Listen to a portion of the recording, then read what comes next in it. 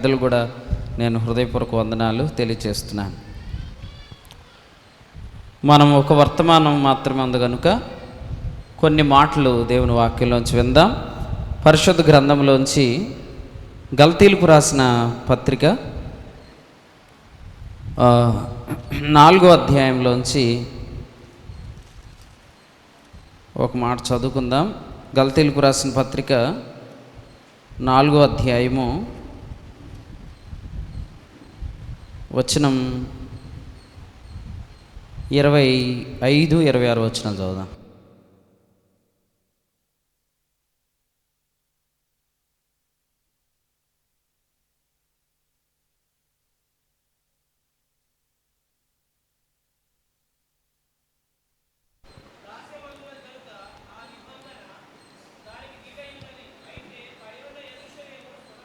పైనున్న యెరూషలేము స్వతంత్రముగా ఉన్నది, అది మనకు తల్లి. చాలండి.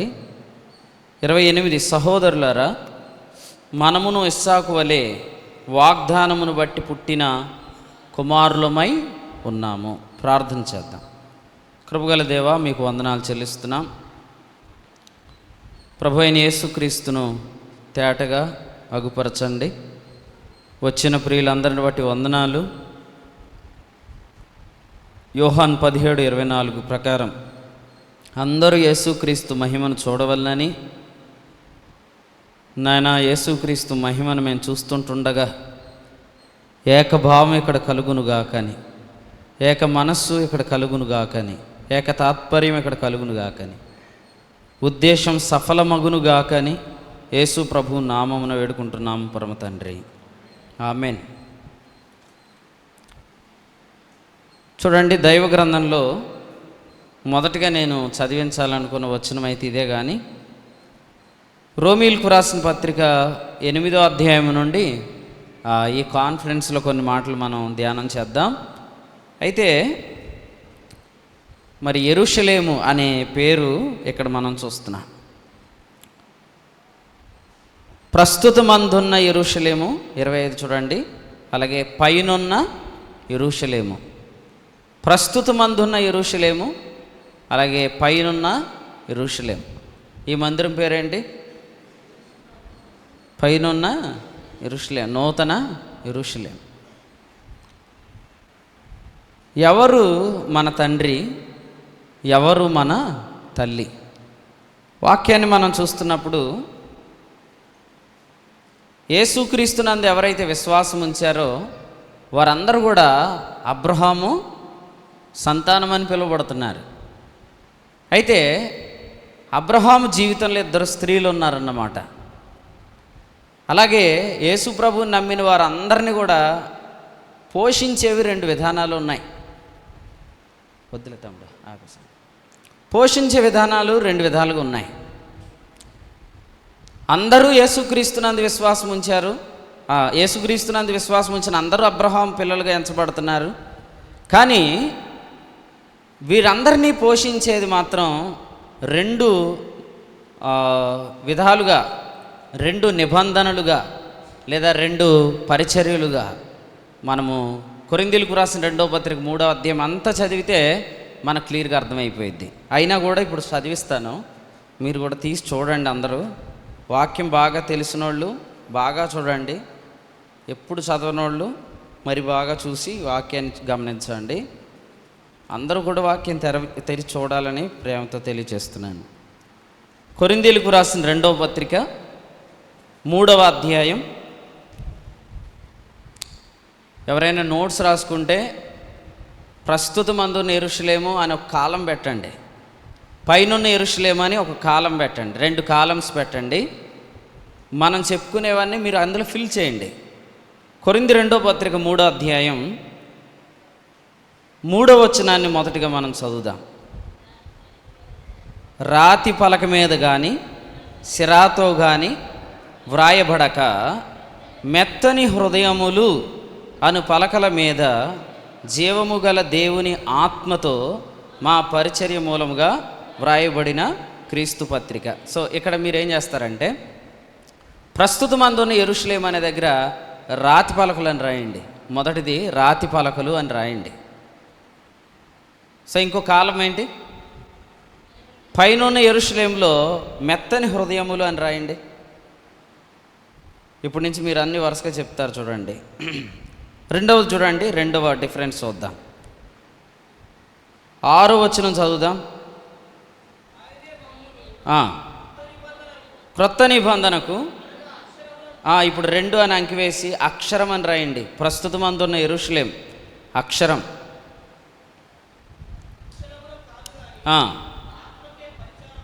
రైట్.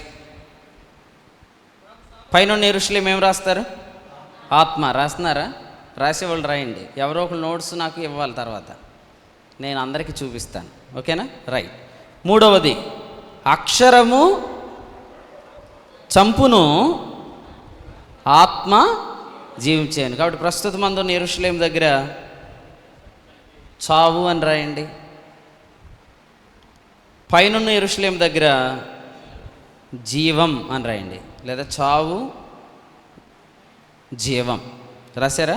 రైట్. నెక్స్ట్ 7వది, అది 7వ వచనం.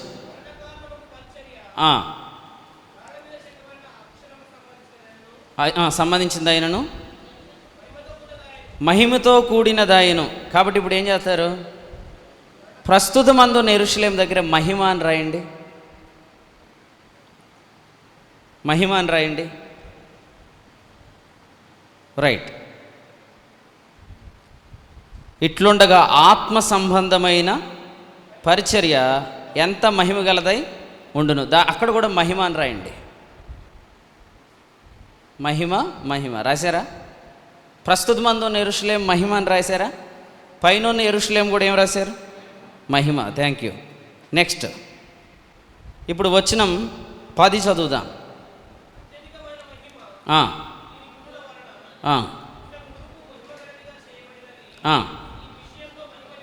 రైట్. ఇప్పుడు అక్కడ ఎడిట్ చేయాల. ఏది? మహిమ అని రాశారు కదా, ఇప్పుడు ఎడిట్ ఏం చేస్తారు? అత్యధికమైన మహిమ, ఇది మహిమ లేనిది. కాబట్టి మీరు ఇందాక మహిమని రాశారు కదా, దానికి ముందు అత్యధిక అని రాయండి. ఇక్కడ మహిమ లేనిది అని రాయాల. ఎందులో ఏది రాయాలనేది వాక్యం వినేవాళ్ళకి అర్థమైద్ది. అర్థం కాని వాళ్ళు ఏం చేస్తారు? మీరేం రాశారు? ఎవరో ఒకరు బుక్ ఇస్తే నేను చూపిస్తాను. రైట్. రాసిన వాళ్ళందరూ మీ కుడి చేతి చూపించండి. రైట్. మిగిలిన వాళ్ళు ఎందుకు రాయట్లేదు? నోట్స్ లేవా?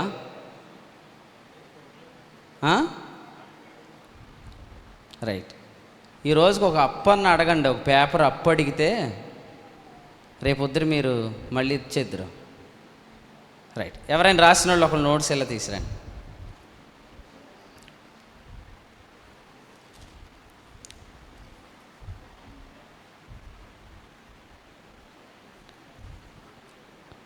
ఇదిగో చూడండి, తమ్ముడు రాశాడు. ప్రస్తుత యెరూషలేం, పైనున్న యెరూషలేం, రాతి పలకలు. మీరు నాతో చెప్పండి అందరూ. రాతి పలకలు, మెత్తని హృదయములు. ప్రస్తుతం అందున్న యెరూషలేం, పైనున్న యెరూషలేం అక్షరము, ఆత్మ.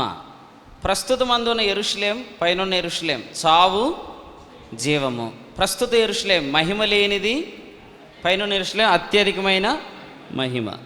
ఎవరు రాశారో మీరు అందరూ మీకు మీరే చప్పట్లు కొట్టుకోండి. కరెక్ట్గా ఎవరు రాశారు? రైట్. దేవునికి స్తోత్రం. ఇప్పుడు 2 రకాల నిబంధన పరిచర్యలు ఇక్కడ కనిపిస్తున్నాయి. ఒకటేమో ప్రస్తుతం అందున్న యెరూషలేం, ఇంకొకటేమో పైనున్న యెరూషలేం అన్నమాట. వీటిని ఏమన్నాడు అంటే గలతీ పత్రికలో 2 స్త్రీలు అన్నాడు. చెప్పండి, ఏమన్నాడు? 2 స్త్రీలు మాత్రమే కాదు, అక్కడే ఉన్న పదాన్ని నేను చదువుతున్నాను. అక్కడ ఏం చెప్పాడంటే తల్లి అనే మాట చెప్పాడు. తల్లి అంటే అర్థం ఏంటి? పోషించేది అని అర్థం. వీళ్ళిద్దరినీ, లేకపోతే ఈ 2 స్త్రీలను మనం చూస్తున్నప్పుడు ఈ 2 కూడా పోషిస్తున్నాయి. ఎవరిని పోషిస్తున్నాయి? అబ్రహాం పిల్లలను పోషిస్తున్నాయి. అబ్రహాం పిల్లలు ఎవరు? ప్రభు అయిన యేసుక్రీస్తుని ఎవరైతే రక్షకునిగా అంగీకరించారో వారు అబ్రహాము పిల్లలుగా ఎంచబడుతున్నారు. ఎందుకంటే అబ్రహాము కూడా యేసుక్రీస్తునందు విశ్వాసం వలన నీతిమంతునిగా తీర్చబడ్డాడు. గల్తీలకు రాసిన పత్రిక 3వ అధ్యాయం చూడండి, 22వ వచనం చదువుదాం. గల్తీలకు రాసిన పత్రిక చదవండి అమ్మా. చెల్లి మళ్ళీ చదవమ్మా. 22వ వచనం. యేసుక్రీస్తు నందలి విశ్వాస మూలముగా ఎవరికి కలిగిందంటే అబ్రహాముకు అన్నమాట. యేసుక్రీస్తు నందలి విశ్వాస మూలముగా కలిగిన వాగ్దానం. కాబట్టి అబ్రహాం ఎవరి యందు విశ్వాసం ఉంచాడు? యేసుక్రీస్తునందు. గట్టిగా చెప్పండి బిగ్గరగా అందరూ. అబ్రహాం ఎవరి యందు విశ్వాసం ఉంచాడండి? యేసుక్రీస్తునందు. ఆదికాండం 15:6లో చూస్తాం, అబ్రహాము దేవుని నమ్మెను, అది అతనికి నీతిగా ఎంచబడెను. అబ్రహాము యేసుక్రీస్తునందు విశ్వాసం ఉంచాడు, అబ్రహాము నీతిమంతుడుగా తీర్చబడ్డాడు. అందుచేత ఎవరైతే యేసుక్రీస్తునందు విశ్వాసం ఉంచుతారో వారందరూ కూడా అబ్రహాము పిల్లలుగా ఎంచబడుతున్నారు. 3వ అధ్యాయం గల్తీ పత్రిక 7వ వచనం చదువుదాం. కాబట్టి విశ్వాస సంబంధులే అబ్రహాము కుమారులని మీరు తెలుసుకొనుడి. కాబట్టి యేసు ప్రభువునందు విశ్వాసం ఉంచిన వారందరూ అబ్రహాము కుమారులు మాత్రమే కాదు, మనకందరికి బాగా తెలిసిన రెఫరెన్స్ యోహాను 1:12. అందరూ చెప్తారు చూడకుండా, తను ఎందరు అంగీకరించిరో అనగా ఆయన నామమందు విశ్వాసం ఉంచు వారికి దేవుని పిల్లలగుటకు ఆయన అధికారము అనుగ్రహించాడు. కాబట్టి విశ్వాసం ఉంచిన వారిని దేవుని పిల్లలు, అలాగే అబ్రహాము సంతానం అని కూడా మనం గమనించవచ్చు. ఇదే గల్తీ పత్రిక 3:26 చదువుదాం. 3:26. యేసుక్రీస్తు నందు మీరందరూ విశ్వాసము వలన దేవుని కుమారులు. సో దేవుని కుమారులు లేదా అబ్రహాము సంతానం. ఇప్పుడు చూడండి, యేసు ప్రభువుని నమ్మి దేవుని కుమారులైన వారికి లేదా అబ్రహాం సంతానమైన వారికి పోషించడానికి 2 విధానాలు ఉన్నాయన్నమాట.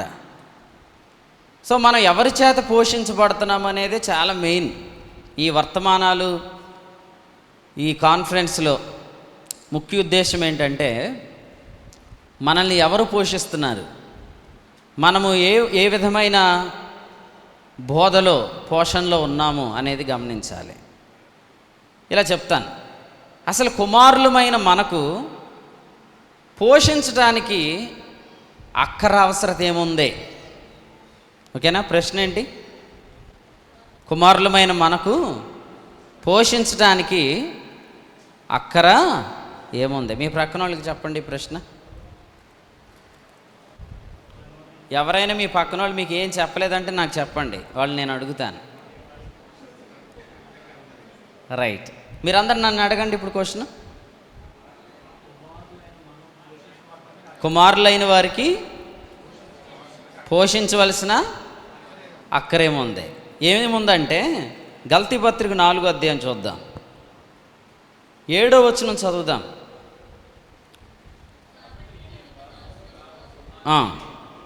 కుమారుడివే ఇంతే సంగతులని ఉందా కదండి? ఇదివరకు పాతకాలంలో లెటర్స్ రాసేవారు కదా, లెటర్స్లో లాస్ట్లో ఏం రాస్తారు? ఇంతే సంగతులని రాస్తారు. ఇంతే సంగతులని ఉంది అక్కడ? లేదేముంది? కుమారుడవే. నెక్స్ట్, కుమారుడు అయితే రైట్, కుమారుడు అనే దగ్గర అబ్రహాము కుమారుడు, దేవుని కుమారుడు అని అనుకుంటే ఇప్పుడు ఈ కొడుకు ఏముంది? వారసత్వం ఉంది. ఇప్పుడు 2 స్త్రీలు ఆ వ్యక్తి ముందు నిలబడ్డారు. వీళ్ళిద్దరు ఏమంటున్నారంటే, నువ్వు నాతో వస్తే నేను నిన్ను పోషిస్తాను, నేను పోషిస్తే నీకు వారసత్వం కలుగుతుంది అని ఒక స్త్రీ అంటుంది. ఇంకో స్త్రీ ఏమంటుంది? అలా కాదు, నేనే నిజమైన తల్లిని, నేను పోషిస్తేనే నీకు వారసత్వం కలుగుతుంది అని. సో అంటే ఇప్పుడు మీకు అర్థం అవ్వాల్సింది ఏంటంటే, అబ్రహాం పిల్లల్ని పోషించవలసిన అవసరం ఏముంది? అబ్రహాం పిల్లలకి పాలివ్వవలసిన అవసరం ఏముంది? ఏముందంటే వీళ్ళ కుమారులు కాబట్టి ఈ కుమారులైన వారికి వారసత్వం ఉంది కాబట్టి అది వారి జీవితంలో మేనిఫెస్ట్ అవ్వాలి, అది వారి జీవితంలో ప్రత్యక్షం అవ్వాలి. అందుకనే ఈ అబ్రహాం పిల్లల్ని ఇద్దరు పోషిస్తున్నారు. ఇప్పుడు ఈ మీటింగ్, ఈ మెసేజ్ అయిపోయేలోపు మీరేం తెలుసుకోవాలా? సొలొమోన్ దగ్గరికి ఇద్దరు స్త్రీలు వచ్చారు కదండి. ఆ ఇద్దరు స్త్రీలు వచ్చి ఎంతమంది బిడ్డలు తెచ్చారు? ఆ బిడ్డ నువ్వే. అర్థమైందా? ఈ మధ్యాహ్నం ఆ బిడ్డ నువ్వే. ఒక బిడ్డ, ఇద్దరు స్త్రీలు. కత్తి కదా, ఏ కదా? సొలొమోన్ ఏమన్నాడు? ఖడ్గము తీసుకురండి అన్నాడు. అప్పుడు తల్లి ఏమనింది? చంపేయమనింది. మీరు రాసుకున్న దానిలో చంపేయమని ఎవరు చెప్తున్నారు? చదవండి. కింద ఉన్న యెరూషలేం అని చెప్పి ఉందా? మీరు రాశారు అలాగా? లేదు. కింద ఉన్న యెరూషలేం, పైన ప్రస్తుతం అందున్న యెరూషలేం. ఈమె హాగరును సూచిస్తుంది. ఓకేనా? ప్రపంచంలో దుర్బోధ ఉంది, తండ్రి అయిన దేవుడే కాదు ఇంకొక తల్లి ఉందని. అది కాదు ఇది. అసలు ఇక్కడ చెప్పిన వచనాలు అవేవి కాదు. Which kind of teaching we are listening అనేది తెలుసుకోవాలన్నమాట. ఏ బోధ మనం వింటున్నాం? కారణం ఏంటంటే, మనం కుమారులముగా, మనము నీతిమంతులముగా, దేవునికి సొత్తైన వారముగా చెయ్యబడిన తరువాత మన జీవితంలో మనం వేటికి హక్కుదారులమో అవన్నీ మనకు కనబడాలి. కనిపించేటట్లు చేసే తల్లి ఎవరు, లేదా బోధ ఏది, పోషణ ఏది, నడిపింపేది అనేది మనకు తెలియాలి. కాబట్టి అందరూ అబ్రహాం పిల్లలే, కానీ అందరూ శారా పిల్లలు కాదు. అది మీరు తెలుసుకోవాలి. పేతురు రాసిన మొదటి పత్రిక 3వ అధ్యాయం 6వ వచనం చదువుదాం. పేతురు రాసిన మొదటి పత్రిక 3వ అధ్యాయం 6వ వచనం. ఆ ప్రకారం శారా అబ్రహామును యజమానుడని పిలుచుచు అతనికి లోబడి ఉండెను. మీరును యోగ్యముగా నడుచుకొనుచు ఏ భయమునకును బెదరక ఉన్నడలా. రైట్. బైబిల్లో ఆమె పిల్లలు అనే పదం ఇక్కడే మనం చూస్తాం. ఇంతవరకు చదివిన వచనాలు ఏముంది? అబ్రహాము సంతానం. కానీ ఇక్కడ రాశాడేమని? శారా పిల్లలు. శారా పిల్లలే అబ్రహాము పిల్లలుగా ఎంచబడతారు. హాగరు పిల్లలు అబ్రహాం పిల్లలుగా ఎంచబడరు. కాబట్టి ఎంతమంది అయితే యేసు ప్రభువునందు విశ్వాసం ఉంచారో, ఒకవేళ మనల్ని హాగరు అనే ప్రస్తుతమందున్న యెరూషలేము మనల్ని పోషిస్తున్నట్లయితే మనం పిల్లలు కాకుండా పోము. కానీ వారసత్వం మాత్రం మనం చూడలేము.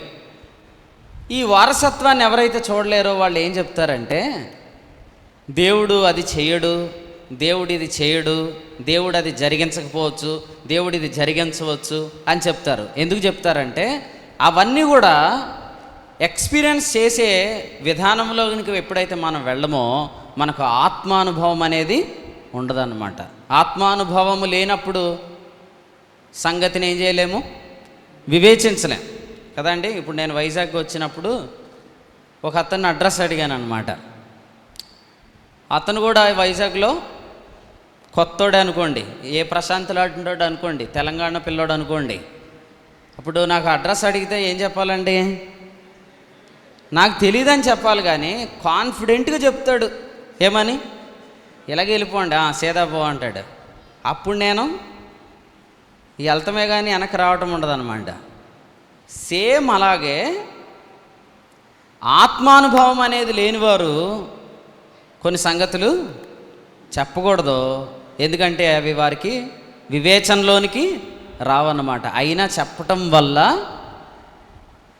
మనం కూడా అటువంటి నమ్మకాల్లోనికి వెళ్ళిపోతాం.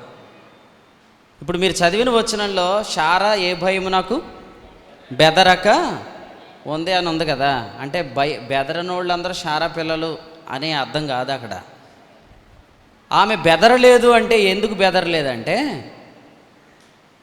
ఆమె అబ్రహామును మై మాస్టర్, నా యజమానుడా అని అనటానికి నిరీక్షణకు అసలు ఏమాత్రం కూడా ఆధారం లేకపోయినా ఆమె ఒప్పుకుంది.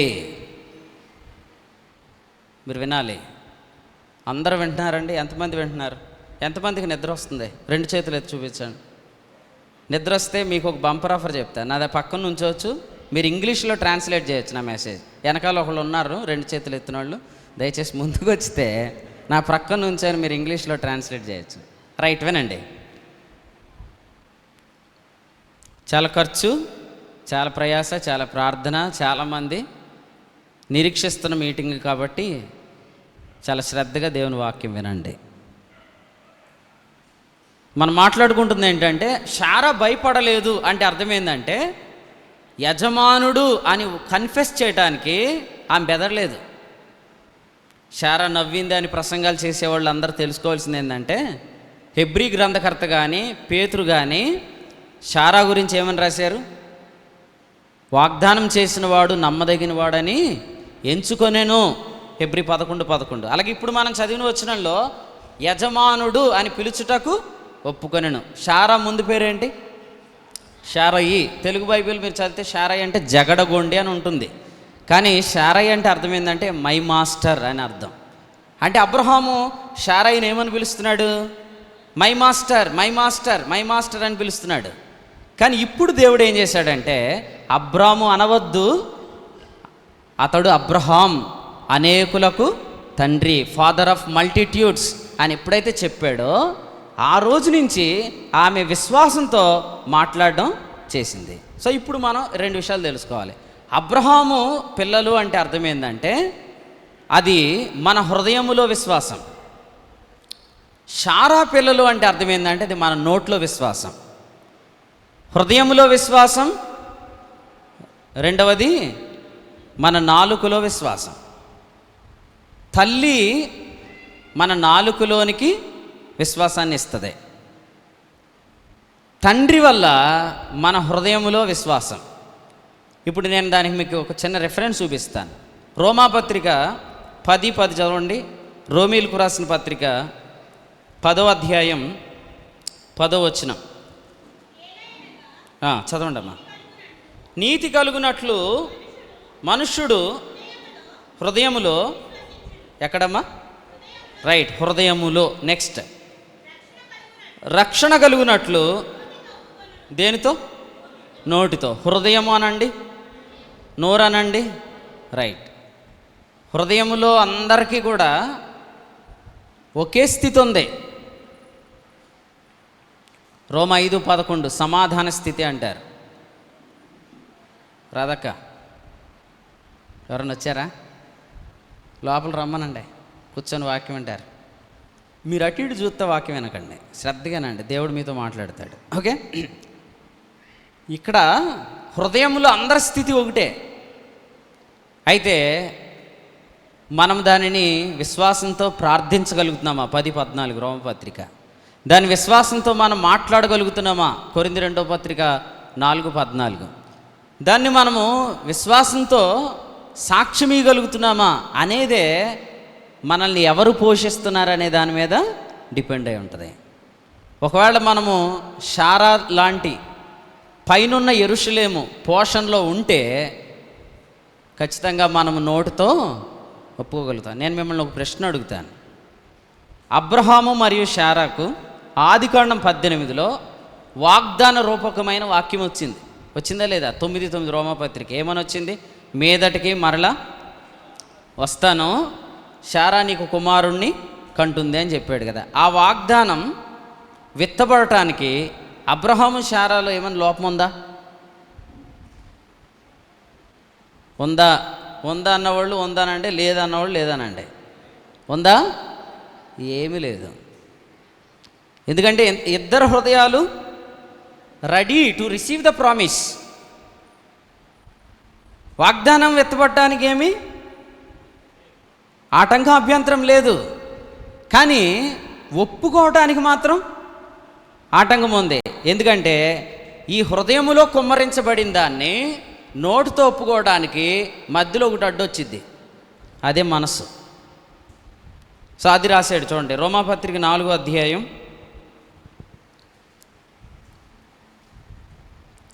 బాగా రోజు వాక్యం వినేవాళ్ళు ఎక్కడెక్కడైనా కూర్చుంటే మీరు శ్రద్ధగా వినండి. మీరు వాక్యం సరిగ్గా వినకపోతే మిగిలిన వాళ్ళు, క్రొత్త వాళ్ళు కూడా వాక్యం సరిగ్గా వినరు. అది చదువుతారా? వచనం 20 అండి, 20 చదువుతున్నాడు చూడండి. అవిశ్వాసము వలన దేవుని వాగ్దానమును గూర్చి సందేహింపక. నెక్స్ట్ ఇప్పుడు 19 చదవండి. సందేహింపగా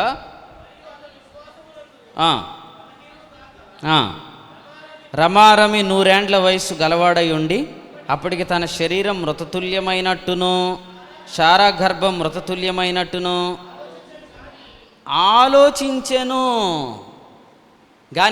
గాని అనేది పెడదాం. ఆలోచించాడా లేదా? ఆలోచించాడు. దేని గురించి? శరీరం గురించి. వాగ్దానం పొందాక ఆలోచించాడా?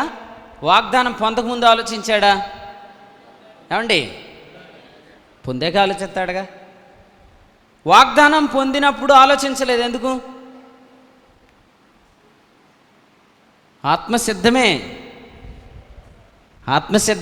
కానీ కొడుకు పుట్టేది శరీరం కదా అండి. మేనిఫెస్టేషన్ ఎక్కడ? ఆ జీవం ప్రత్యక్షం అవ్వాల్సింది ఎక్కడ? కార్యం కలగాల్సింది ఎక్కడ? శరీరం కదా. నేనేమంటున్నానంటే మీ హృదయంలో మీకు ప్రభు ఇచ్చిన ప్రతిదీ మీ శరీరంలో ఫలిస్తుంది. అయితే ఫస్ట్ మీరు దాన్ని ఒప్పుకోగలగాల. ఒప్పుకోవాలంటే ఏముండకూడదు? భయం ఉండకూడదు, బెదురు ఉండకూడదు. ఈ భయం బెదురుతో మనం ఏం చెప్తామంటే దేవుని చిత్తం అయితే అని పదం వాడతాం. అక్కడ ఏం వాడతాం? ఇప్పుడు నేను ఇలా అడుగుతాను, మేదడికి మరలా కుమారుని ఇస్తానని చెప్పినప్పుడు కుమారుడు అబ్రహాముకు శారాకు పుట్టాల్సిన పరిస్థితి అయితే ఖచ్చితంగా హృదయంలో కుమ్మరించబడింది, దేహంలో ప్రత్యక్షమవుతుంది. మరి దేవుని చిత్తమైతే అనే పదం అక్కడ ఎందుకు వాడారు? ఎందుకంటే అది అవిశ్వాసం. దాన్ని మనం ఎలాగ చెప్తాం చాలాసార్లు. కానీ భయపడకుండా బెదరకుండా యజమానుడు అని పిలిచింది.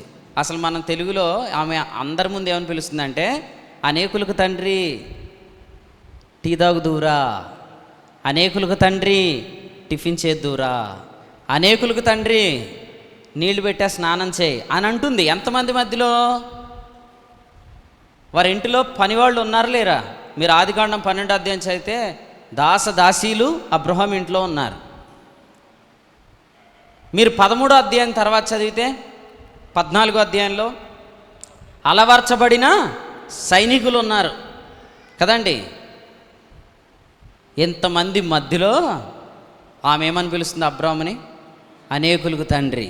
నేను ఇలా అడుగుతున్నాను, యేసు ప్రభువుని నమ్మిన మనందరి హృదయంలో కూడా దేవుని వారసత్వం అనేది కుమ్మరించబడిందా లేదా? మరి అది మీ అవయవాలలో ప్రత్యక్షం అవ్వాలా లేదా? మీ దేహంలో ప్రత్యక్షం అవ్వాలా లేదా? ప్రత్యక్షం అవుతుంది అనుకుంటున్నారా? అలా ఆలోచిస్తున్నారా? ఒకవేళ మీరు అలా ఆలోచించకపోతే, అలా మీరు అనుకోకపోతే మీరు మాట్లాడలేరుగా. ప్రభు చేస్తాడు అనే విశ్వాసంతో చెప్పనప్పుడు అది హృదయంలోనే ఉంటుంది, కానీ అది మన దేహంలో ప్రత్యక్షం కాదు. బైబిల్లో ఒక తండ్రికి 2 కుమారులు ఉన్నారు. అందులో పెద్ద కుమారుడు తండ్రికి ఏమవుతాడు? వారసుడు అవుతాడు కదండి. చిన్న కుమారుడు కూడా వారసుడే. మరి పెద్ద కుమారుడు వారసుడే కదా. పెద్ద కుమారుడితో తండ్రి ఏమన్నాడు? లోకాసువార్త 15లో నావన్నీ నీవి అన్నాడు. కానీ పెద్దోడు వాస్తవం ఏం చెప్పాడు?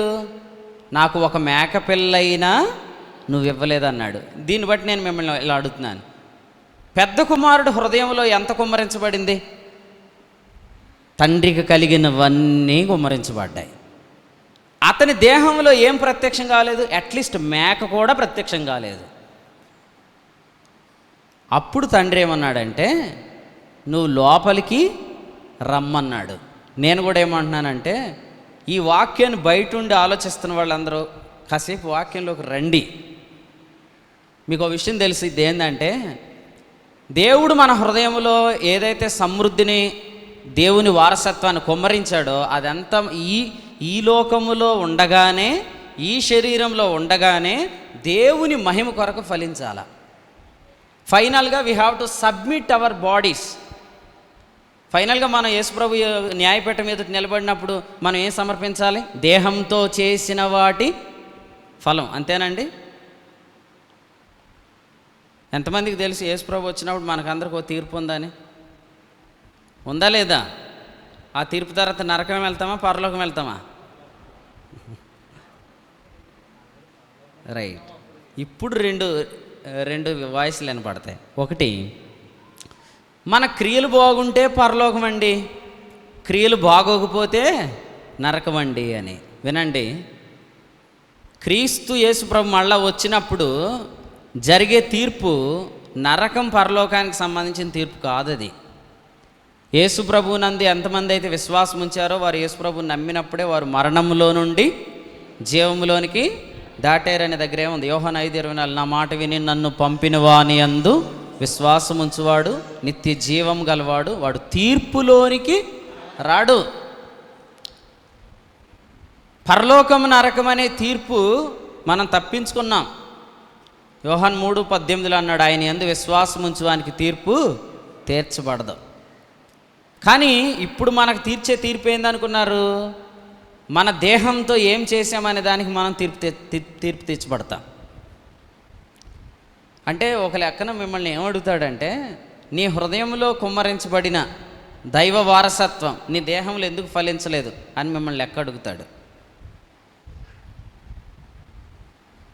అక్కడ రైట్. ఎంతమంది శరీరాలు దేవుని ప్రతి కార్యం చేయడానికి సిద్ధంగా ఉన్నాయి? సిద్ధంగా ఉన్నాయంటే చేతుతున్నారు. సరే, మిమ్మల్ని అడుగుతాను, ఒక ఆరోగ్యకరమైన బిడ్డ పుట్టడానికి కావలసిన అనుకూలత అబ్రహాము శరీరంలో, శారా శరీరంలో ఉందా? అయితే ఇప్పుడు మీరు నమ్మండి, దైవ వారసత్వం అనేది ఏదైతే మన హృదయంలో కుమ్మరించబడిందో అందులో 100కి 100% మీ శరీరంలో ఫలిస్తుంది అని మీరు నమ్మాలా. నమ్మిన తర్వాత శారా ఏమైంది? గర్భం ధరించుటకు శక్తి పొందింది. నేనేం చెప్తున్నానంటే, యేసుప్రభుని నమ్మిన వారికి దేవుని కుమారులు, దేవుని వారసులు అనే స్థితి దేవుడిచ్చాడు. అది మన అవయవాలలో ఖచ్చితంగా ఫలింపచేయాలి. ఫలించకపోతే మనకు ఈ లోకంలో ఎటువంటి మేలు జరగలేదు. దేవుని మీద మనం స్ట్రైక్ చేస్తాం. అసలు విషయం ఏంటంటే, మేలు జరగలేనందుకు మనం దేవుని మీద స్ట్రైక్ చేయడం కాదు, మేలు ఎందుకు జరగలేదని దేవుడే మనల్ని కౌంటర్ జడ్జిమెంట్ చేస్తాడు. ఎంతమందికి అర్థమవుతుంది? మీకు మేలు జరగకపోతే మీకు తీర్పు తెచ్చేది ఎవరు? చెప్పండి. మీకు మేలు జరగకపోతే మీకు తీర్పు తెచ్చేది ఎవరు? దేవుడా సాతానా అని అడుగుతున్నాను అనుకోండి. పోని అయ్యా అప్పుడు చెప్తారా? అంటే సాతాను గడిని తెస్తే తప్ప ఆన్సర్ చెప్పరా? చెప్పండి. ఇప్పుడు ప్రభు మరలా వస్తే మన లెక్క అడుగుతాడు? అడగడండి. అడుగుతాడు. ఎందుకు అడుగుతాడు? నీ హృదయంలో కుమ్మరించబడిన వారసత్వాన్ని నువ్వు దేహములో ఎందుకు ఫలించలేదు అంటే, నువ్వు మేలులు ఎందుకు అనుభవించలేదని లెక్క అడుగుతాడు. మనందరి కొరకు యేసు ప్రభు త్వరగా రాబోతున్నాడు. వచ్చినప్పుడు ఆయనకు 2 పోలికలు ఇచ్చాడు. అది చదువుదాం రండి. ప్రకటన గ్రంథం 22వ అధ్యాయం. ప్రకటన గ్రంథం 22వ అధ్యాయం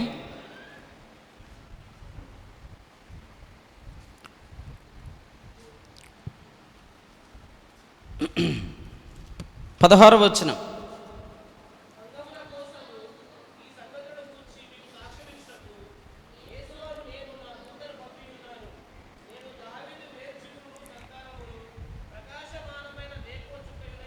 రైట్. ఈ వచనంలో 2 పోలికలు ఉన్నాయి యేసు ప్రభుకు. ఒకటి వేకువ చుక్క, 17వ వచనం పెండ్లి కుమార్తె అనే మాట ఉంది కదా, అందుని బట్టి యేసు ప్రభుకు ఉన్న పేరు ఏంటంటే, ప్రకటన గ్రంథం 19వ అధ్యాయం మీరు చదివితే పెండ్లి కుమారుడు అనే మాట మనం చూస్తాం.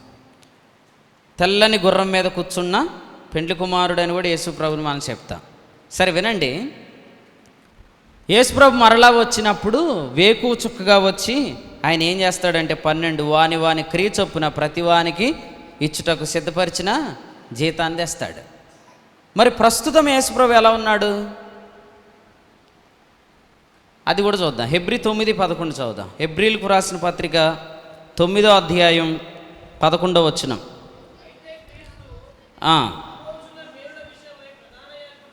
ఎలా ఉన్నాడండి? ప్రధాన యాజకుడు అనే ముందేమి లేదా? అంటే ఇప్పుడు మేలుల విషయమై యాజకుడు, రేపు మేలుల విషయమై జీతం ఇచ్చేవాడు. కాబట్టి ప్రస్తుతం మన మేలుల కొరకై ప్రధాన యాజకుడైన యేసుక్రీస్తున్నాడు. ఇక్కడున్న ఎంతమందికి మేలులు కావాలి? కావలసిన వాళ్ళు చేతులు ఎత్తండి. కావాలా? బాగా కావాలన్న వాళ్ళు 2 చేతులు ఎత్తండి. మేలు వద్దా మీకు? మేము ఎత్తకపోయినా ఆయనకి తెలుసు అని అనొద్దు. నేనేం చెప్తున్నానంటే, మీరు దేవుని పిల్లలైతే మేలులన్నీ మీ హృదయంలోనే కుమ్మరించబడ్డాయి ఆల్రెడీ. అవి మీరు మీ దేహంలో ఫలించాలి. ఫలిస్తేనే మీకు మేలు జరిగినట్టుగా మీరు అనుభవిస్తారు. మీకు మేలు జరిగినట్టుగా మనుషులు చూస్తారు. మత్తయి 5:16. మీకు మేలు జరిగినట్టుగా దేవుడు కూడా లెక్కిస్తాడు. ఒకవేళ అలా జరగకపోతే ప్రభువే మిమ్మల్ని లెక్కడుగుతాడు.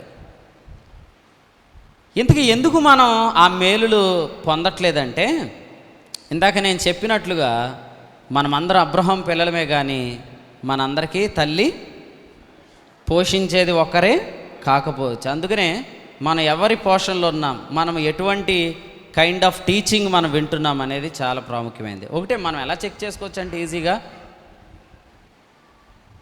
దేవుడు మన కొరకు సిద్ధపరిచినవి మనం తెలుసుకుంటున్నామా? తెలుసుకున్న వాటిని బట్టి నిరీక్షణతో మనం మాట్లాడగలుగుతున్నామా? సింపుల్గా అంతే.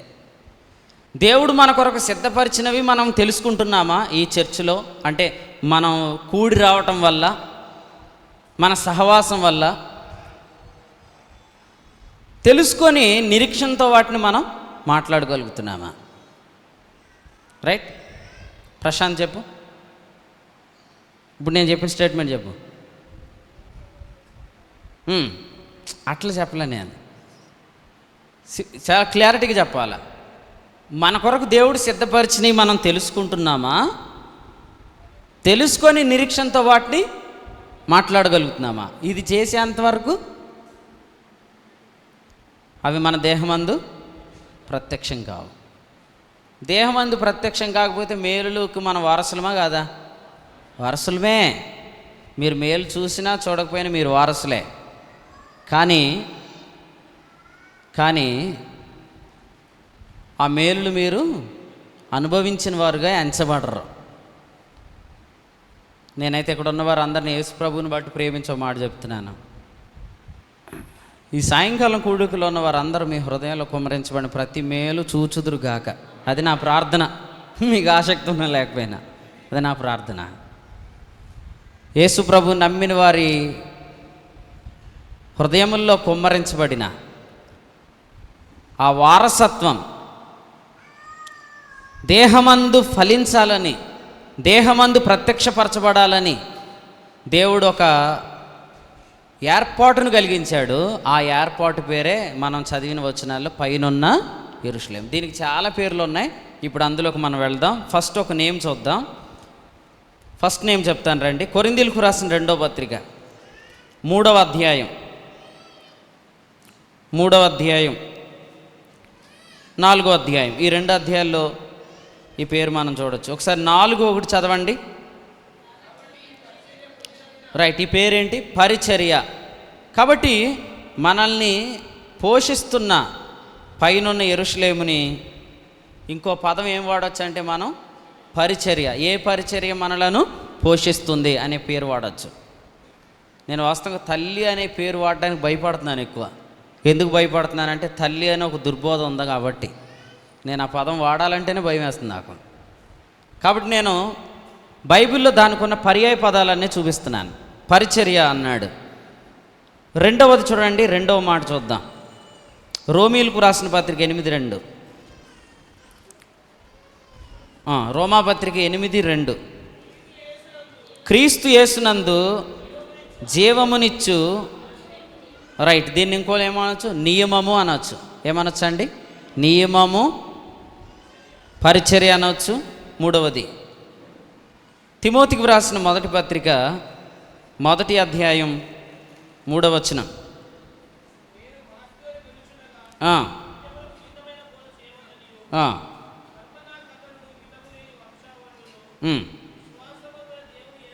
రైట్. ఇంకో పేరు ఏమనొచ్చు? ఏర్పాటు అనొచ్చు. 3 పేర్లు చెప్పండి చాలు.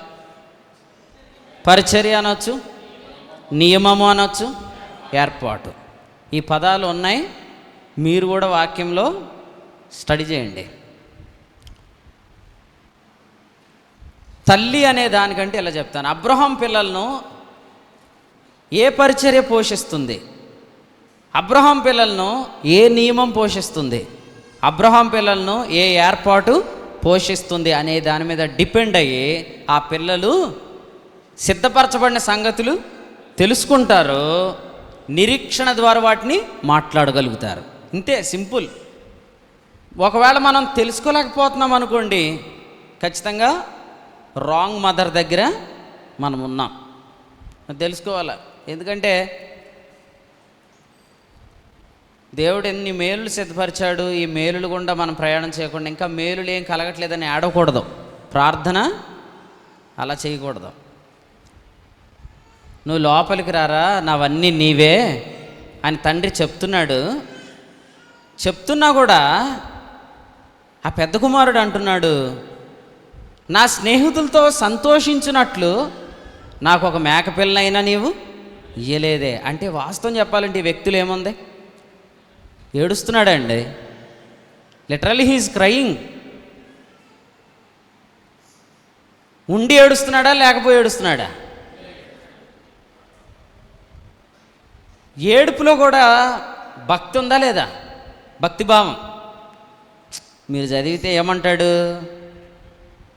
నేనెన్నడూ నీ ఆజ్ఞను మీరలేదే. ఈ చిన్నోడు తెలుసా డాడీ, ఈ చిన్నోడు వేషలతో తప్పు చేశాడు అంటే పాపాన్ని అసహించుకున్నట్లు మాట్లాడుతున్నాడు, భక్తిని ప్రేమించేటట్లు మాట్లాడుతున్నాడు. ఇటువంటి కలర్లో ఇక్కడ చాలామంది మనము ఉంటాం.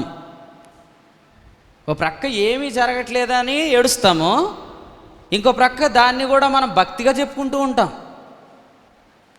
కానీ వాస్తవంగా అది అసలు భక్తి యొక్క కలర్ ఖచ్చితంగా కాదు. నేను చిన్నోడితో కంపేర్ చేసి పెద్దోడి గురించి చెప్తున్నానని ఎవరు అనుకోవద్దు. ఎందుకంటే పెద్దోళ్ళు అందరూ కోపం వస్తుంది. ఇప్పుడు పెద్దోళ్ళు అంటే పెద్ద వయసు వాళ్ళు అని కాదు, పెద్ద కుమారులు అంటోళ్ళు. పెద్ద కుమారులు అంటోళ్ళు అందరికి ఎప్పుడు కోపం వస్తుంది? చిన్నోడిని గొప్ప చేస్తున్నామేమో. నేను చిన్నోడిని గొప్ప చేయట్లేదు, తండ్రిని గొప్ప చేస్తున్నా. పెర్ఫెక్ట్ వన్ ఎవరు ఈ ముగ్గురులో? తండ్రి. నేనే పెర్ఫెక్ట్ అనుకుంటుంది ఎవరు? పెద్దోడు. చిన్నోడిని పక్కన పెడదాం, ఎందుకంటే చిన్నోడు జోలికి వెళ్తే పెద్దోడు కోపం వస్తుంది కాబట్టి చిన్నోడిని పక్కన పెట్టండి. సరే, పెద్దోడా, నీలాంటి పెర్ఫెక్ట్ వ్యక్తే కదా తండ్రి. మరి తండ్రికి నీకు తెలిసిన సంగతులని తెలుసు కదా, మరి తండ్రి ప్రవర్తించేటట్లు నువ్వు ఎందుకు ప్రవర్తించట్లేదు? చిన్నోడు వస్తే తండ్రి ఏమయ్యాడు? పరిగెత్తుకొని వెళ్ళి మెడ మీద పడి ముద్దు పెట్టుకున్నాడు కదా. మరి పెద్ద కుమారుడికి చిన్నోడు గురించి అన్నీ తెలుసు అంటే తండ్రికి తెలీదా? తెలుసు. తెలుసా లేదా? తెలుసు. తండ్రికి సంతోషం ఉందా? మరి పెద్దోడికి కూడా ఉండాలిగా, రైట్ అయితే. కాబట్టి మనం చాలా కరెక్ట్, మనం చాలా పెర్ఫెక్ట్ అనుకునే దాని నుంచి బయటికి వద్దాం. నిజంగా మనం కరెక్ట్ పెర్ఫెక్ట్ అయితే మనము తండ్రికి కలిగిన అనుభవాలన్నీ కలిగి ఉండాలి. ఆ రోజు తండ్రి పరిగెత్తాడు, ఆ రోజు తండ్రి మెడ మీద పడి ముద్దు పెట్టుకున్నాడు, ఆ రోజు తండ్రి చాలా సంతోషంగా నాట్యమాడాడు, వాయిద్యాలు వాయించాడు, లోపల ఎంతో ఆనందిస్తున్నాడు. ఈ ఎక్స్పీరియన్సెస్ ఏవి పెద్దోళ్ళలో లేవంటే పెద్దోడు తాను స్వనీతి భక్తిలో ఉన్నాడు అన్నమాట. కానీ భక్తి అలా ఉండదండి. నేను ముగించే ముందు ఇదే జ్ఞాపకం చేసి ముగిస్తాను, మిగిలిన సంగతులు తర్వాత చెప్తాను. 3 మాటలు మనం గుర్తుపెట్టుకుందాం. ఏ పరిచర్య మనల్ని పోషిస్తుంది, లేదా ఏ నియమం మనల్ని పోషిస్తుంది, లేదా ఏ ఏర్పాటు మనల్ని పోషిస్తుంది అనేది మనం క్లియర్గా తెలుసుకుంటే, ఒకవేళ మనల్ని పోషించేది సరైన సహవాసమే అయితే అందులో ఖచ్చితంగా మనకు సిద్ధపరచబడినవి తెలియబడతాయి, తెలియబడటం ద్వారా నిరీక్షణ కలుగుతుంది. ఆ నిరీక్షణతో మనం మాట్లాడగలుగుతాం. శారా మాట్లాడింది, అబ్రహాం మాట్లాడాడు. మాట్లాడిన తర్వాతే కదా రక్షణ తీర్మానం మనం మాట్లాడామా, హృదయంలో జస్ట్ విశ్వసించామా? మాట్లాడాం. యేసు ప్రభువని నీ నోటితో ఒప్పుకొని దేవుడు ఆయనను మృతుల్లోండి లేపినని హృదయమందు విశ్వసించాము మరియు మాట్లాడాం. ఇప్పుడు కూడా అంతే. పునాదికి ఏ నియమమో, నేను దయానందరం అన్నా, పునాదికి ఏ నియమమో ఇంటికి కూడా అదే నియమం. వేరుకి ఏ నియమమో వేరు పారటానికి కూడా అదే నియమం. కాబట్టి రక్షణ అప్పుడు మనం నమ్మాము, మాట్లాడాము. ప్రతి విషయాన్ని మనం నమ్ముతున్నాము, మాట్లాడుతున్నాం. మాట్లాడాలి. మాట్లాడింపజేసేదే శారా తల్లి, అబ్రహాము కుమారుడైన ఇస్సాకు తల్లి అన్నమాట. అందుకనే ఈ వచనాన్ని మనం గమనిద్దాం. మనం ఖచ్చితంగా తెలుసుకుంటున్నామా అనేది ఆలోచన చేద్దాం. మీలో ఎంతమందికి మీకు సిద్ధపరచబడి తెలుస్తున్నాయో, వాళ్ళ ఎక్స్పీరియన్స్ ఎలా ఉంటుందో చూపిస్తాను చూడండి. కొరింథీయులకు రాసిన మొదటి పత్రిక 2వ అధ్యాయం 10వ వచనం.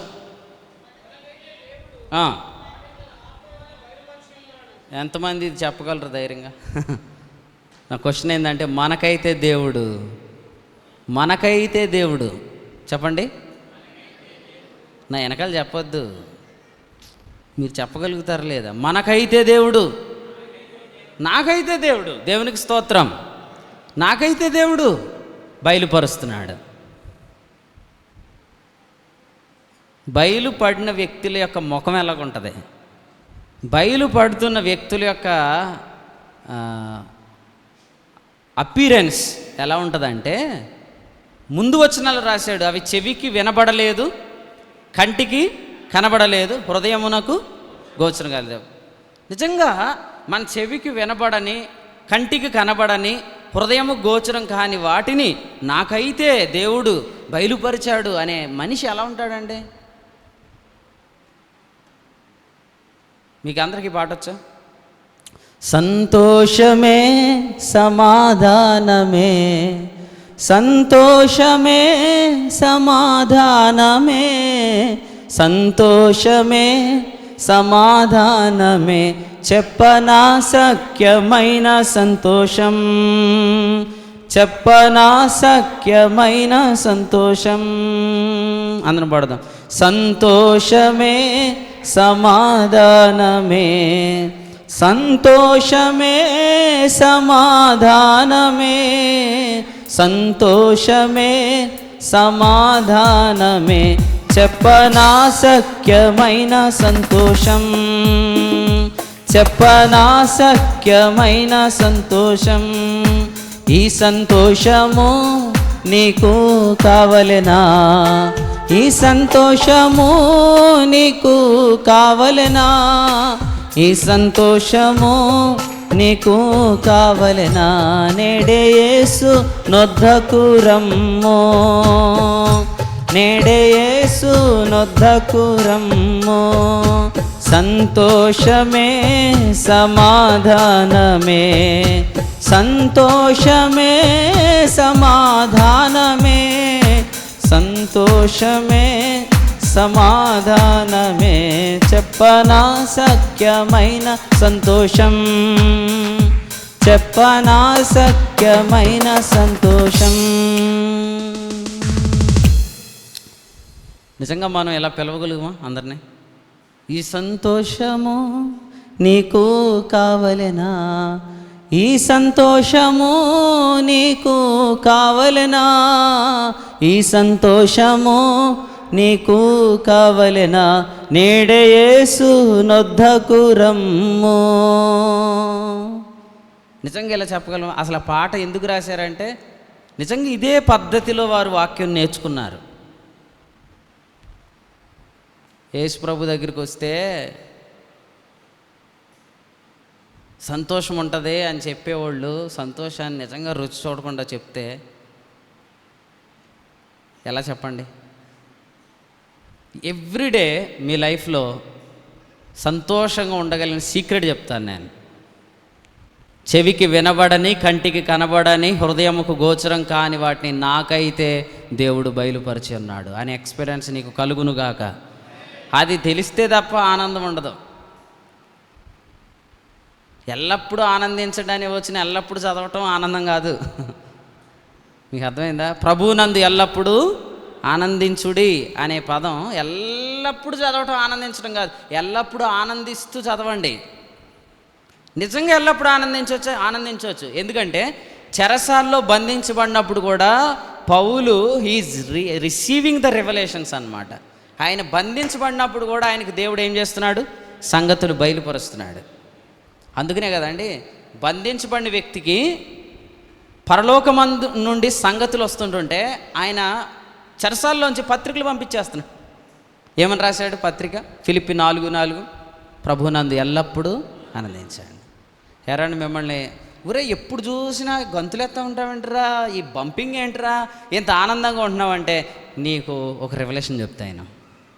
ఇప్పుడే ఫ్రెష్ రెవల్యూషన్, ఇప్పుడే దేవుడు నాకు ఇది చెప్పాడు, నీకు ఈ తలంపు చెప్తాను. అసలు ఈ వచ్చిన ఎప్పుడైనా చదివావు నువ్వు? ఈ వాక్యంలోంచి దేవుడు నీతో ఎప్పుడైనా మాట్లాడా అని నువ్వు చెప్పగలగాల. అది ఆత్మయందు బహుగా ఆనందించటం. సీక్రెట్ ఆఫ్ హెల్త్ ఏంటండి? సీక్రెట్స్ ఆఫ్ హెల్త్ కాదు, సీక్రెట్ ఆఫ్ హెల్త్. సంతోషము గల మనస్సు ఆరోగ్య కారణం కదండి. గుండె జబ్బుకి, షుగర్ జబ్బుకి, బీపీ జబ్బుకి, అన్ని జబ్బులకి ఒకటే మాత్ర ఏంటి? సంతోషం. సంతోషానికి ఒకటే సీక్రెట్, అదేంటి తెలుసా? నాకైతే దేవుడు ఈ సంగతులు బయలుపరుస్తున్నాడు. నిజంగా ఇప్పుడు దాకా ఈ ఎక్స్పీరియన్స్ లేని వాళ్ళు రండి, యేసు ప్రభు నామంలో మీకు ఈ సంగతులు బయలుపరచబడతాయి. చిన్న పిల్లలు కూడా ఇప్పుడు దే ఆర్ రిసీవింగ్ దేవుని యొక్క సంగతులు. నేను దానియేలు గ్రంథం ఈ ఉదయం చదివాను, నాకు ప్రభు ఒక తలంపు ఇచ్చాడు, షేర్ చేస్తున్నారా? నేను ఈ ఉదయకాలం హోషే గ్రంథం చదివాను, నాకు ఒక రెవల్యూషన్ వచ్చింది, వింటావా? అటువంటి వారు వైజాగ్లో లేవాలి యేసుప్రభు నామంలో. అలా లేస్తే నిజంగా మనం ఆత్మయందు బహుగా ఆనందిస్తున్నాం. లూకాసు వార్త 10వ అధ్యాయంలో యేసుప్రభు చక్కని మాట చెప్పారు, అది చదువుదాం. లూకాసు వార్త 10వ అధ్యాయం 21. ఓకే, 5 మినిట్స్లో నేను ముగిస్తాను. 3:30కి నాకు మెసేజ్ ఇచ్చారు, నేను 5 మినిట్స్లో ముగిస్తాను.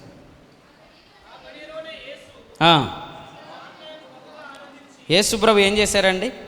పరిశుద్ధాత్మయందు బహుగా ఆనందించాడు. ఎందుకంట? తండ్రి, ఆకాశముకు భూమికి ప్రభువా మరుగు చేసి పసిబాలురకు బయలుపరిచావు. సో ఎందుకు సంతోషం? బయలుపరచబడటాన్ని బట్టి. మనకైతే దేవుడు తన ఆత్మ వలన ఈ సంగతులను బయలుపరుస్తున్నాడు. మీకు రెవల్యూషన్ రావట్లేదంటే sorry, you are in the wrong address, you are at the wrong address అంతే. నువ్వు నిజంగా అబ్రహాం పిల్లలని మీరు అతిశయిస్తున్నారు కానీ శారా పిల్లలని మీరు అతిశయించట్లేదు. ఎంతమంది స్త్రీలు ఉన్నారు? ఇద్దరే. నీకు సంగతి బయలుపరచబడి నిరీక్షణ కలిగితే నువ్వు మాట్లాడగలుగుతావు, ఆ స్త్రీ శారయ్య. నీకు సంగతులు ఏం బయలుపరచబడట్లేదంటే నిన్ను పోషిస్తుంది పైనున్న యెరూషలేము కాదన్నమాట. ప్రపంచాన్ని పరిపాలించే యెరూషలేము ఎక్కడ ఉంది? ఇప్పుడు సంఘం కొనుక్కోబడిన తర్వాత ఈ ప్రపంచాన్ని పరిపాలించే యెరూషలేము ఎక్కడుంది? ఇప్పుడు ఎక్కడుందండి? ఏంటి అలా చదువుతున్నారు? మీకు ఎవరికి తెలీదా ఎక్కడుందో? పైన ఉందండి. మనల్ని పోషిస్తున్న యెరూషలేమే రేపు ప్రపంచాన్ని పరిపాలించే యెరూషలేం. లేదండి మేము హోలీ ల్యాండ్ వెళ్దామని అప్పుడే టికెట్ తీసుకున్నామండి అంటే అసలు రోజు హోలీ ల్యాండ్ వెళ్ళొచ్చు మనం. రోజు మనము పైన యెరూషలేము చేత పోషించబడుతున్నాం. ఆ యెరూషలేము దిగి వచ్చుట నేను చూచితిని అన్నాడు ప్రకటన గ్రంథంలో. కాబట్టి ఎవరైతే ప్రతి దినం కూడా పైనుండి పోషించబడుతున్నారో వారే రేపొద్దుటి పరిపాలన చేస్తారు. ఏమన్నా అంతేనా? రాంగ్ అడ్రస్ కన్నా ఎక్కడికైనా వెళ్ళారు మీరు? వెళ్ళలేదు కదా. లాస్ట్ రెఫరెన్స్ అవుదాం, ఫైనల్ రెఫరెన్స్ రోమాపత్రిక 14:17. ఇదే ఆఖరి వచనం, చదువుకొని ప్రార్థన చేద్దాం. దేవుని రాజ్యము భోజనమును పానమును కాదు కానీ నీతియు సమాధానము పరిశుద్ధాత్మ యందలి. సో దేవుని రాజ్యం అంటే ఏంటి? పరిశుద్ధాత్మ యందు ఆనందం. ఇప్పుడు చెప్పండి, మనకు పరిశుద్ధాత్మ యందు ఆనందం ఎందుకు వస్తుంది? మనకైతే దేవుడు వీటిని తన ఆత్మ వలన బయలుపరిచాడు. బయలుపడుతున్న సంగతులను బట్టి ఎవరైతే ఆనందిస్తున్నారో వారందరూ పైనున్న యెరూషలేము చేత పోషించబడుతున్నారు. ఏ సందేహం లేదు, అదే యెరూషలేము ప్రపంచాన్ని త్వరలో పరిపాలించబోతుంది. వచ్చేది ఎవరి ప్రభుత్వం? క్రీస్తు ప్రభుత్వం. ఎన్ని సంవత్సరాలు? 1000 సంవత్సరాలు. క్రీస్తుతో పాటు 1000 సంవత్సరాలు పరిపాలించాలి అని ఆసక్తి కలిగిన వాళ్ళందరూ ఈ దేహంతో దేవుణ్ణి మహిమ పరచాలి. 6:20 కొరింథీ మొదటి పత్రిక. దేవునితో మహిమపరచడం అంటే సింపుల్ థింగ్ ఏంటంటే, హృదయంలో వెత్తబడిన ఆ వారసత్వం దేహంలో ఫలించాలి. నిజంగా మన దేహం చాలా మృతతుల్యమైంది. నేను స్టీవెన్ అని చాలాసార్లు చెప్తున్నారనమాట. ఏమనంటే, బాబు మీటింగ్స్ ప్లాన్ ఏంటి అని. నేను ప్లాన్ ఏం చేద్దాము, అసలు నాకు ఏ థాట్ వస్తుందా అని నేను నిరీక్షిస్తున్నాను. అప్పుడు దేవుని ఆత్మ నాతో ఏం చెప్పాడంటే, రోమాపత్రిక 8:11 చెప్పాడు. అప్పుడు నేను 8:11 గురించి ఆలోచిస్తే డేట్స్ కూడా 8 నుంచి 11.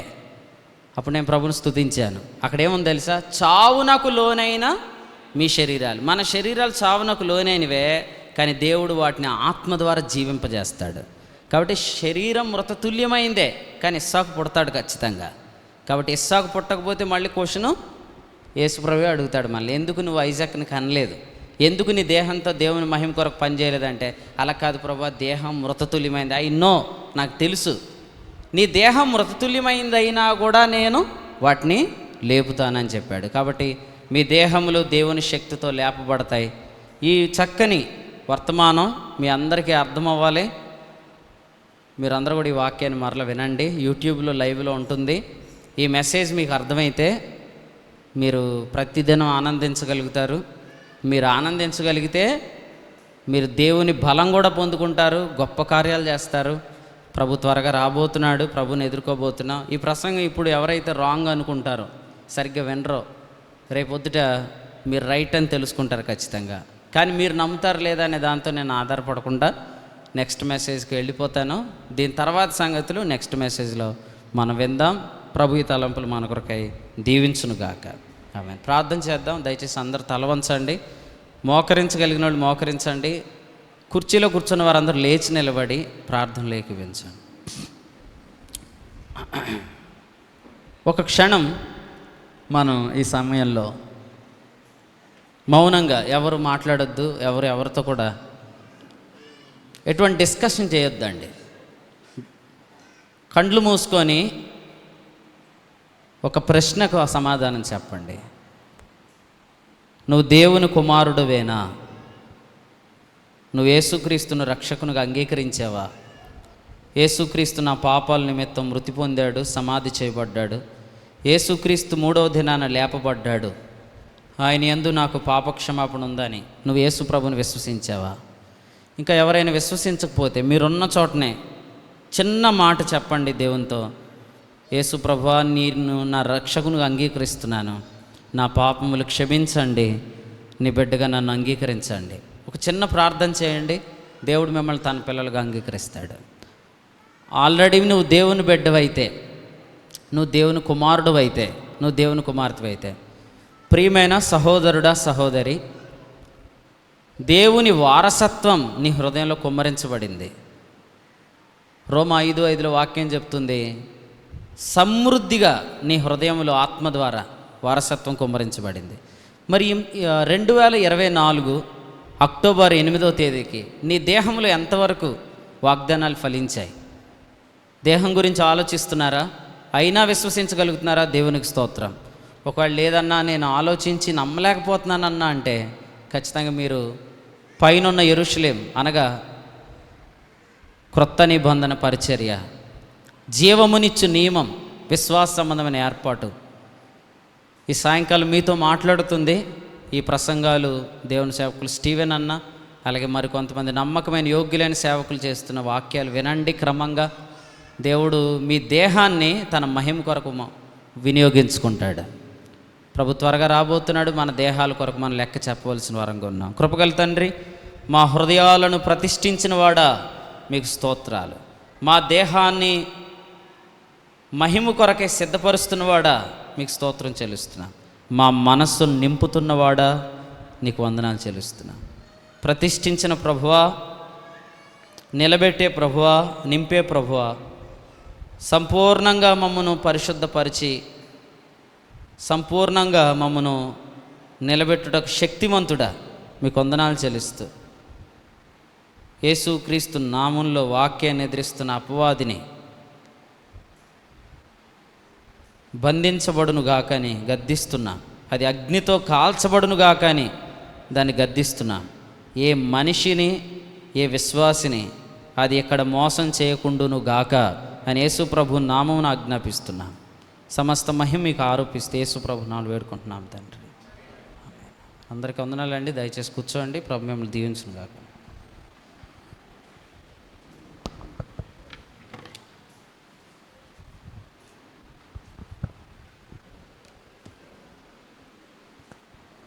ప్రభు నామమున శ్రేష్టమైన వర్తమానాన్ని అందించిన ప్రియ దేవుని సేవకులు లూక్ బర్నబాస్ గారికి కొడుకు పక్షముగా ప్రేమపూర్వక వందనాలు తెలియజేస్తున్నామండి. పరిశుద్ధ లేఖనముల్లోంచి యేసుక్రీస్తు ప్రభు వారిని ప్రత్యక్షపరిచిన విధానాన్ని బట్టి దేవుని ఎంతైనా స్తుతించబద్దులమే ఉన్నాము. ఎవరైతే యేసుక్రీస్తు ప్రభు వారి యందు విశ్వాసం ఉంచారో వారు దేవుడిని కుమారులుగా తీర్చడానికి దేవుడు అధికారాన్ని అనుగ్రహించాడు. అంత మాత్రమే కాదు, అబ్రహాము సంతానముగా మనది ప్రభువు చేశారు. అబ్రహాములో జీవితంలో ఉన్న ఇద్దరు స్త్రీలు, మనము ఏ స్త్రీ సంతానం అన్నది మనము తేటగా తెలుసుకోవాలని ప్రభువు దేవుని సేవకుల ద్వారా పరిశుద్ధాత్మ సహాయంతో మనకు అనుగ్రహించిన వర్తమానాన్ని బట్టి స్తోత్రాలు చెల్లిస్తున్నాం. మనము పైన ఉన్న యెరూషలేము సంబంధించిన వారమా, ప్రస్తుతం ఉన్న యెరూషలేము సంబంధించిన వారమన్నది ప్రభు కుమారులుగా తీర్చడమే కాదు, కుమారుడు అయితే నువ్వు వారసుడివి. వారసత్వాన్ని మన హృదయాల్లో ప్రభు సమృద్ధిగా కుమ్మరించాడు. ఆ వారసత్వాన్ని అనుభవించవలసింది మనమే. అది మనం ఎలా అనుభవిస్తున్నామో అది మనం తెలుసుకోవాలని దేవుని సేవకుల ద్వారా హెచ్చరించబడ్డాము. దేవుని సేవకులు చెప్పినట్టుగా ఆ తల్లి పరిచర్య అని, నియమమని, ఏర్పాటని దేవుని సేవకులు తెలియజేశారు. ఈ నీతి కారణమైన పరిచర్యలో, ఈ జీవమునిచ్చే ఆత్మ యొక్క నియమంలో, ఈ విశ్వాస సంబంధమైన దేవుని ఏర్పాట్లో, కృపా ఏర్పాట్లో మేము పోషించబడుతున్నాం. పోషించబడితే మా క్రీస్తులో ఉన్న సర్వ సమృద్ధిని మనం అనుభవిస్తామని, ఆ వారసత్వాన్ని మనం అనుభవిస్తామని దేవుని సేవకుల ద్వారా బోధించబడ్డాం. మేము ఈ పరిచర్య ద్వారా మేము అనేక మందిగా పోషించబడుతున్నాం. ఇలా మీరు కూడా పోషించబడాలని ఈ కూడికలు ఏర్పాటు చేయడం జరిగింది. ప్రభు మీకు అనుగ్రహించిన ఈ శ్రేష్టమైన సమయాన్ని బట్టి, దేవుడు మనకు అనుగ్రహించిన ఈ వర్తమానాన్ని బట్టి ప్రభుని ఎంతో స్తుతిస్తున్నాం. యూట్యూబ్లో ఈ వర్తమానం ఉంటుంది. లూక్ బర్నబాస్ గారు అని టైప్ చేస్తే యూట్యూబ్లో కొన్ని వేల మెసేజ్లు ఉన్నాయి. ప్రతి మెసేజ్ కూడా ఎంతో ఆదరణ కలిగిస్తుంది. ఎవరైతే యూట్యూబ్ని లూక్ బర్నబాస్ గారని టైప్ చేస్తే, ఎవరైతే ఇప్పుడు సబ్స్క్రైబ్ చేసుకోలేదో అందరూ కూడా సబ్స్క్రైబ్ చేసుకోవాలని ప్రేమపూర్వక తెలియజేస్తున్నాం. ఆదరణ కలిగించే వర్తమానాలు అనేకలు ఉన్నాయని ప్రేమపూర్వక తెలియజేస్తున్నాం. మరొకసారి దేవుని సేవకులకి పరిశుద్ధాత్మ అనుగ్రహించిన వర్తమానాన్ని బట్టి మరొకసారి కూడిపక్షంగా దేవుని సేవకులకి ప్రేమపూర్వక వందనాలు తెలియజేస్తూ ఈ కూడికని ముగింపు ప్రార్థనతో ముగింపు చేసుకుందాం. మన మధ్యనున్న ఇంజనీర్లో పరిచయం చేస్తున్న దేవుని సేవకులు సత్యప్రసాద్ గారు వచ్చి ముగింపు ప్రార్థన చేస్తారు. ముగింపు ప్రార్థన చేసిన తర్వాత కూడికను ముగింపు చేసుకుందాం.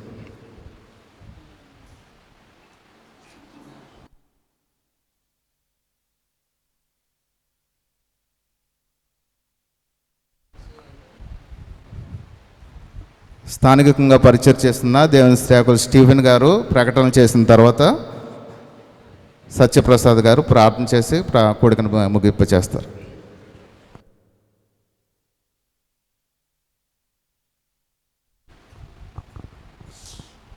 దేవుని నామమునకు మహిమ కలుగునుగాక.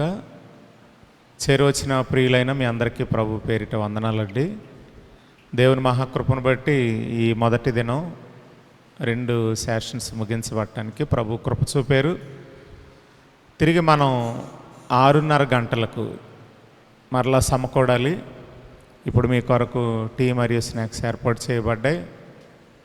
వాటిని మీరు తీసుకున్న తర్వాత ఫ్రెష్ అయ్యి మరలా ఈ స్థలానికి రండి.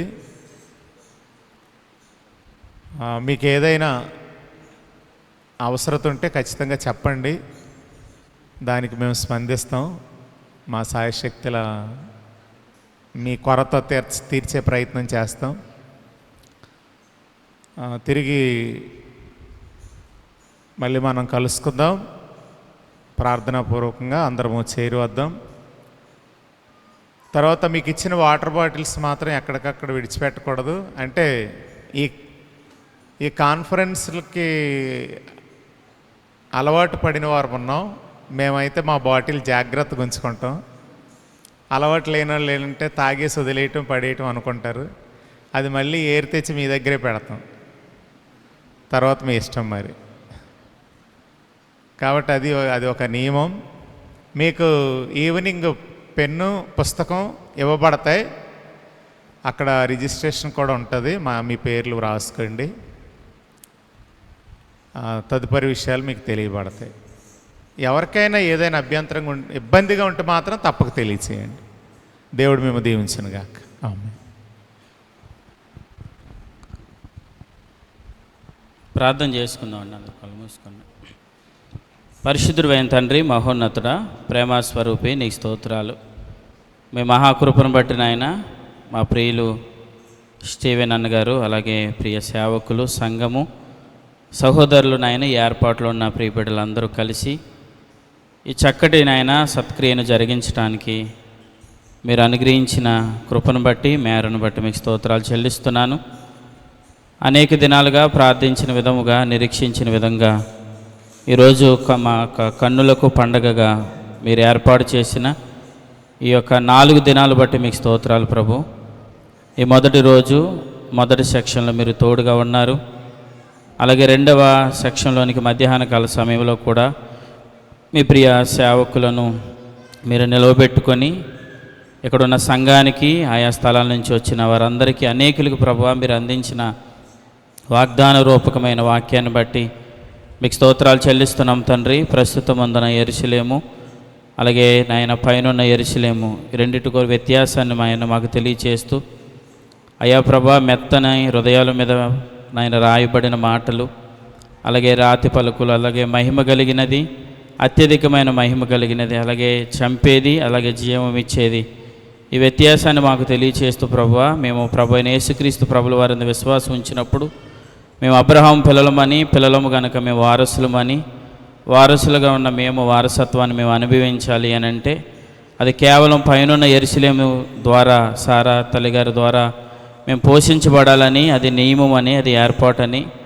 అయ్యా ప్రభా అదే పరిచర్య అని మీరు మాతో మాట్లాడారు. మేము ఏ పరిచర్యనైతే అయ్యా మేము ముందు కొనసాగుతున్నామో, ఏ ఏర్పాటునైతే మేము అనుసరిస్తున్నామో ఆ ఏర్పాటును బట్టి నాయన మరుగు చేయబడిన సంగతులు మా హృదయంలో కుమ్మరించబడిన అయా క్రీస్తులో ఉన్న సర్వసంపూర్ణతను ప్రభువా నాయన మేము తెలుసుకోవడమే కాదు, మేము నిరీక్షించడమే కాదు, విశ్వాసంతో మాట్లాడి సమస్తాన్ని మేము అనుభవిస్తామన్న విషయాన్ని ఈ మధ్యాహ్న కాల సమయంలో మాతో మీరు మాట్లాడిన సంగతులు బట్టి మీకు స్తోత్రాలు చెల్లిస్తున్నాను. అంతేకాదు నాయన ఈ యొక్క ఏర్పాటును మేము అనుసరిస్తున్నప్పుడు ఒకప్పుడు మరుగుగా ఉన్న సంగతులు నేడు నాయన నాకు మీరు బయలుపరుస్తున్నారు, మాకు మీరు బయలుపరుస్తున్నారు. మా ఆనందం, మా సంతోషం అయ్యా మాకు మీరు తెలియచేస్తున్న సంగతులు బట్టి మీకు స్తోత్రాలు. వివేకులకు, జ్ఞానులకు మరుగు చేసిన సంగతులను ప్రభా నేడు చిన్నవారమే అయినప్పటికీ నాయన మీరు మాకు తెలియచేస్తూ మా ద్వారా మమ్ములను బట్టి మీరు బయలుపరుచుకుంటున్న విధానం బట్టి మీకు స్తోత్రాలు చెల్లిస్తున్నాను ప్రభా. నాయన మా ఆనందం అయ్యా మీరు మాకు అప్పగిస్తున్న సంగతులు ఇదే పరిశుద్ధాత్మ యందలి ఆనందమని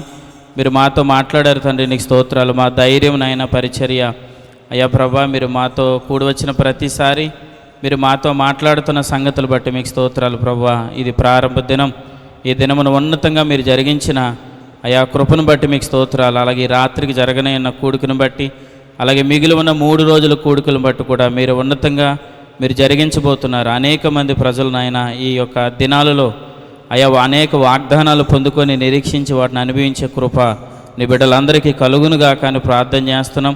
అటు విధంగానే ఇక్కడ నిలబడుతున్న ప్రతి సేవకును ప్రభు సమృద్ధైన ఆత్మ నడిపింపునిచ్చి ప్రతి ఒక్కరికి వాక్శక్తినిచ్చి మీరు నడిపించండి. అనేకులకి క్షేమకరమైన సంగతులు, ఆదరణకరమైన సంగతులు మీరు దయచేయండి ప్రభువానికి స్తోత్రాలు.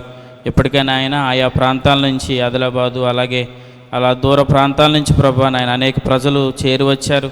ఇంకా మా ప్రియులు ప్రయాణాల్లో ఉన్నారు. వారి ప్రయాణాల్లో కూడా మీరు క్షేమాన్ని దయచేయండి నాయన. రేపు ఎల్లుండి ఇంకా అనేక మంది ప్రజలను ప్రభా ఈ స్థలానికి మీరు నడిపించబోతున్నారు. అయా ప్రభా ఈ యొక్క పరిచర్య ద్వారా నాయన మా ప్రియులు ఈ వైజాగ్ నాయన ఈ పరిసర ప్రాంతాలు పరిచర్య చేస్తున్న తండ్రి స్టీవెన్ అన్న గారు వారి యొక్క పరిచర్యలో ఆయన అనేకమైన ఉన్నతమైన మేరలు మీరు అనుగ్రహించబోతున్నారు. అయ్యా నాయన ఈ కూడుకులు నాయన ఏ స్థలంలో జరిగినప్పటికీ కూడా ఒకప్పుడు యానమైనా తర్వాత అలాగే తణుకైనా అలాగే జగన్నాథపురం అనేక ప్రాంతాలు మీరు జరిగించడమే కాదు అనేకమైన నూతనమైన వ్యక్తులు ఈ సువార్త సత్యాన్ని నాయన తెలుసుకోవడానికి మీరు కృపనిచ్చారు. ఈ కూడికల ద్వారా కూడా నాయన ఈ పరిసర ప్రాంతాల్లో అనేక మంది నాయన తండ్రి రక్షణ లేని బిడ్డలు రక్షణ పొందుటకు అలాగే ప్రభా నాయన విశ్వాసి పొందవలసిన రక్షణ విశేష రక్షణ అయ్యా నాయన విశ్వాసులు పొందుటకు మీరు కృపను దయచేయండి. సువార్త సత్యాన్ని ఈ ఏర్పాటున అనేకులు ఎరుగుటకు కావలసిన కృపనివ్వండి. ఇంతవరకు మీరు చేసిన సహాయం బట్టి మీకు స్తోత్రాలు. మరలా మేము 6:30 కల్లా మరలా మేమందరం కూడుకున్నటకు కావలసిన కృప మీరు మాకు దయచేయమని సాయంత్రం కూడికి సమస్తాన్ని మీ చేతులకు అప్పగిస్తున్నాం. మీ నామానికి మహిమకరంగా నీ బిడ్డలమైన మాకు అందరికీ ఆశీర్వాదకరంగా మీరు జరిగించమని ఇక్కడ నాయన పరిచర్య చేస్తున్న తండ్రి భోజనాల విషయంలో కానివ్వండి ప్రతి విషయంలో పరిచర్య చేస్తున్న సహోదరులు సహోదరులందరిని బట్టి కూడా మీకు స్తోత్రాలు చెల్లిస్తూ ప్రతి ఒక్కరిని నీ పనిలో వాడుకోమని మా రక్షకుడును మీ ప్రియ కుమారుడైన యేసుక్రీస్తు ప్రభుల వారి పేరట స్తుతిస్తూ క్రీస్తునామ సమర్పించి ఈ యొక్క కూడికని ఇంతటితో ముగిస్తున్నాము పరమ తండ్రి. ఆమెన్. అందరికీ వందనాలు.